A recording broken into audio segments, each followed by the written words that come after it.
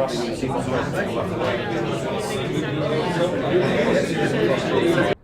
Fiji and Australia have been able to create the environment to make sure that both our countries benefit from sporting engagement. In the rugby sevens grand final at the Rio Olympics, not only did they secure the gold medal in that round, but they also added the first title strike to Fiji's history by being the first ever Olympic medal recipient.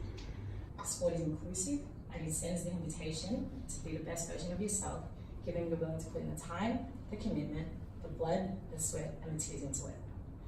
Undeniably, this is one avenue in which Fiji has strengthened the relationship between ourselves and Australia. While there are pioneers and unsung heroes in the sporting scene, like Tio Rocco and Petro, just to name a few. Can I just say I've got a couple of heroes sitting next to me in Sarah Looney and Lee Tambua. So it's, they've given me the short ball and I've got to be able to spend tonight. It is fantastic that you have chosen this ground which to host this evening's event. Let's walk back to Sydney.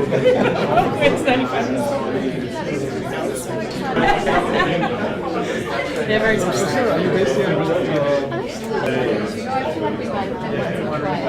That's why I like it. It's really special that it's a studio.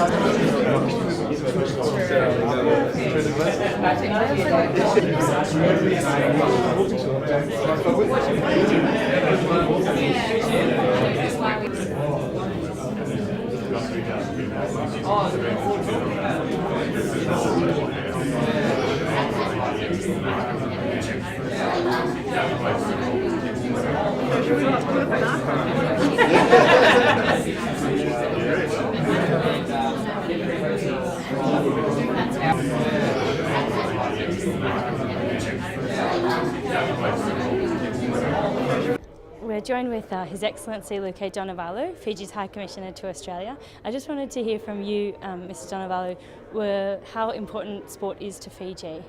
Well, sports for Fijians have always been important in whatever sports that Fijians play in, and especially rugby union or rugby league, but also in athletics.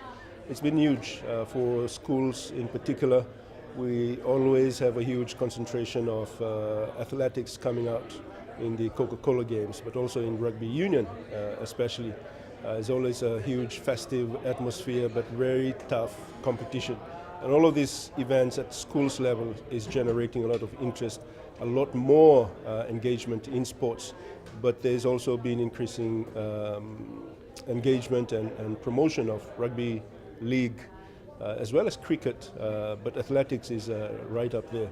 But sports in general has been important for Fiji, and we're extending that into attracting teams and groups from overseas to come and host and play their tournaments in Fiji for the PGA International. We're hoping that AFL will take flight in Fiji as it does quite in a massive scale in Australia. We know that tourism being the backbone of the economy as well, it opens up so many opportunities for sports tourism as a great incentive for Fiji to really make sure that this moves forward. So tonight they announced the 2030 sports diplomacy strategy. Is there anything that came out of the event that you're happy with from this evening? Well, I'm happy with the commitment of the Australian government, and the presence of Minister Anne Ruston for the Pacific Development is fantastic in spite of the busy commitments that they have currently here in Australia as they gear up for elections. And I think the engagement of rugby icons like Petero Divanileva, Ilivasi Tambua, Sarah Nangama, in just profiling what Fijians or Australians with Fijian heritage can do is fantastic, and I think that is something that we want to catalyze as we look to exploit and explore further Australia's sports diplomacy for 2030. Sarah Nangama, congratulations. You've recently just been drafted to the Wallaroos. Well done. Thank you so much.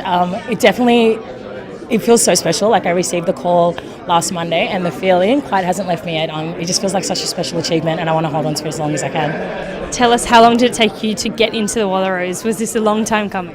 It was a long time coming. I guess you can't really put a timeline on it. When the time is right, the coaches will notice and I'll put it forward to you. So I've been playing 15 since 2013, but I definitely feel like the opportunity came at the right time in terms of my maturity, in terms of my knowledge of the game. The opportunity definitely came at the right time. So, yeah. Sarah, you're a Fijian Australian, but representing Australia. So does that mean that we're all family, or is there any conflict of interest there? No conflict of interest, definitely all family. I mean, I'm an Australian-born Fijian, and to be able to represent Fiji on the Australian sporting landscape means so much to me. So to be able to represent both is honestly a privilege.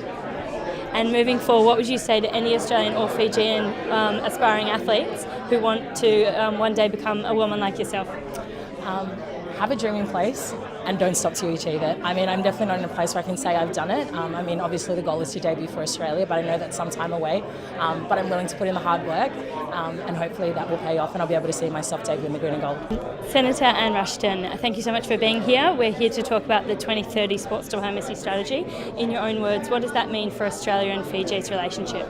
Well, it builds on what is already an amazing relationship that Australia has with Fiji, but you know, two sports crazy nations who both understand, you know, sport from the elite level all the way down to the grassroots community level. And what we are announcing tonight is about the elite level, about how our great players can inspire our younger people, both in Australia and in Fiji and other places around the Pacific, to be their best. It's not about always being the best sports person, but it's about having a go. So it's fantastic to be here as family, talking about the great things that we can do together with a shared love of sport. And as a woman who is in a powerful position as a leader of our country, are there any takeaways from this evening that you could share with us about what might come from a grassroots level in the community within sport for Fiji?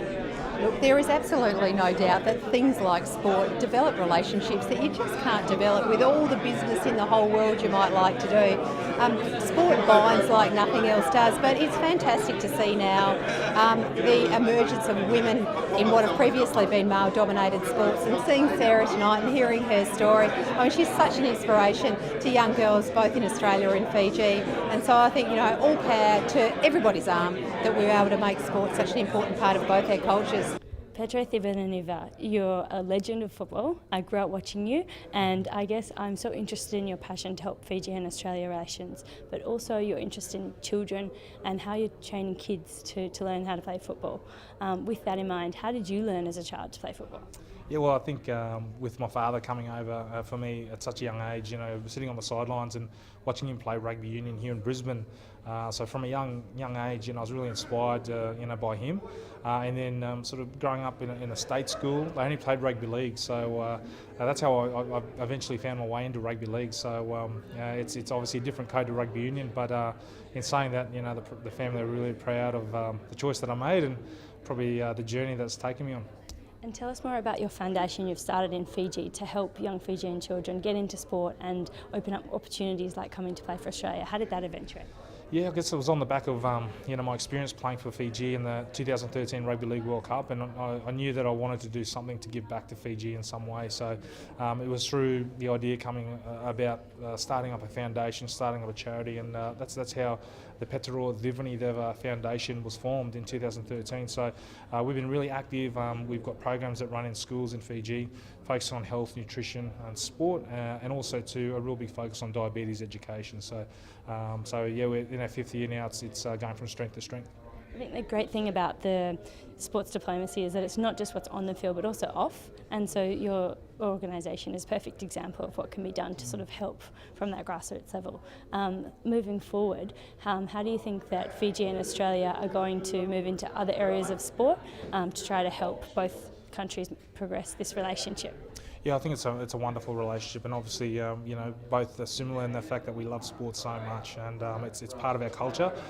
So you know, I think, you know, with this partnership, no doubt, you know, it's going to give opportunities to young people with dreams and aspirations that are sitting in villages, you know, watching the NRL or watching netball, whatever the sport it is, and dreaming and aspiring that through this partnership they're going to get that opportunity to do that, and I think that's the most exciting thing about it. So to think, you know, in 10 years' time, you know, someone that has been part of the partnership, part of the programs initiated by the Australian government, is going to be playing, you know, internationally, which is wonderful.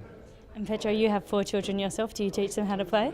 Well, actually, yeah, I've got 2 boys and 2 girls. My daughters play a bit of netball and softball, and my 2 boys play a bit of rugby league as well. So, no pressure. I'm just really happy that they're active, they're outside having fun, building good friendships, and basically that's where it all started for me. It was just being outdoors with my mates, and I've been fortunate the ride that sport's taken me on, and now here I am, being a part of something very special.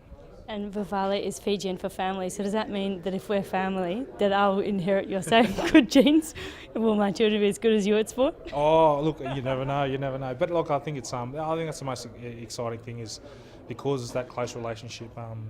There's going to be some awesome, sources of inspiration, and hopefully we'll have lots of Australian kids aspiring to the heights, similar as the Fijian kids and kids across the Pacific. So I think it's a wonderful and very exciting initiative, and can't wait to see it all. You are that inspiration for a lot of people. Thank you for your time. Cheers, thank you very much.